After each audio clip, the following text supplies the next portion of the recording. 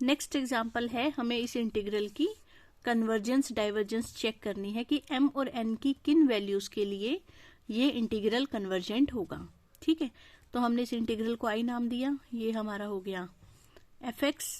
इसमें देखो 1 पे तो कोई दिक्कत आएगी ही नहीं, 0 पर दिक्कत आ सकती है, यहाँ तो कुछ नहीं आना क्योंकि e की पावर -0 1 बनेगा। तो ये वाला पोर्शन है जो कि 0 पर इनफाइनाइट आंसर दे सकता है, लेकिन वो भी कब?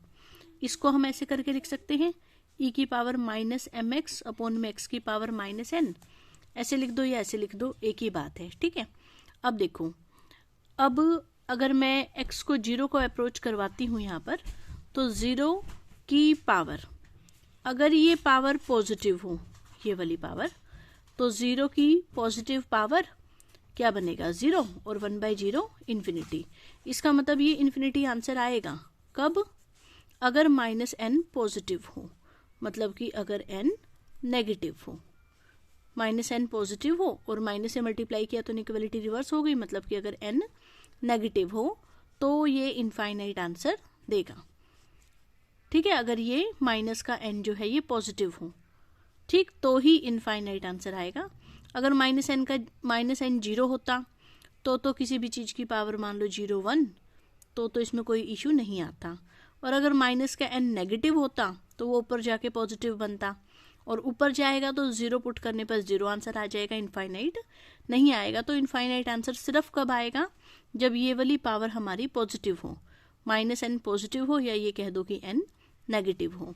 तो ये इंटीग्रल इम्प्रॉपर इंटीग्रल कब होगा?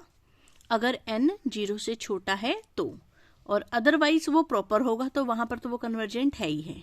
ठीक है, so for n greater than equal to 0 i is a proper integral and hence convergent. तो अब हमें कौन सी सिचुएशन चेक करनी है? When n is less than 0। ठीक है, तो हमें बताना है कि i इंटीग्रल m और n की किन वैल्यूज के लिए कन्वर्स करेगा।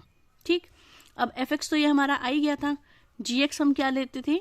fx का वो वाला पोर्शन जिसकी वजह से इनफाइनाइट आंसर आया, इसकी वजह से तो आया नहीं, इसकी वजह से आया। ठीक है, तो gx हम क्या ले लेंगे? 1/x की पावर -n, ताकि जैसे ही हम fx अपॉन gx करें तो ये वाली टर्म हमारी कट जाए, बचे क्या? खाली e की पावर -mx। ठीक है, तो ये gx ले लिया, fx अपॉन gx करते ही बच गया e की power -mx, limit extends to 0। Extends to 0 क्यों किया? क्योंकि 0 इनफाइनाइट डिसकंटिन्यूटी का पॉइंट था। अब x को 0 को अप्रोच करवाएंगे तो इसकी लिमिट आ जाएगी 1, जो कि 0 भी नहीं है और इन्फिनिटी भी नहीं है, तो दोनों इंटीग्रल्स का कन्वर्जेंस डाइवर्जेंस बिहेवियर सेम रहेगा।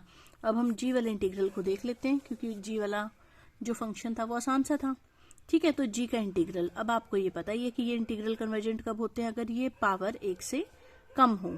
तो हमने लिखा है for -n less than 1, minus से मल्टीप्लाई करेंगे तो उल्टा हो जाएगा, for n greater then -1।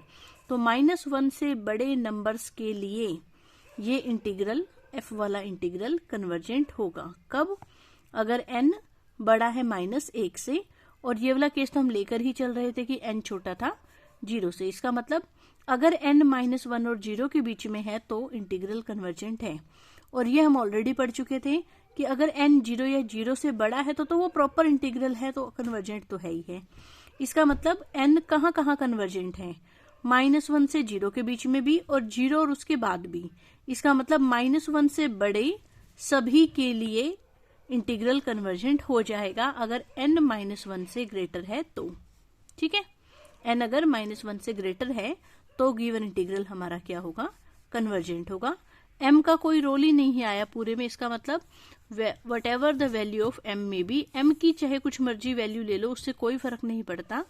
Main value किसकी है? n की, कि अगर n बड़ा है -1 से तो f वाला इंटीग्रल हमारा कन्वर्जेंट हो जाएगा, और अगर ऐसा नहीं है तो f वाला इंटीग्रल कन्वर्जेंट नहीं होगा।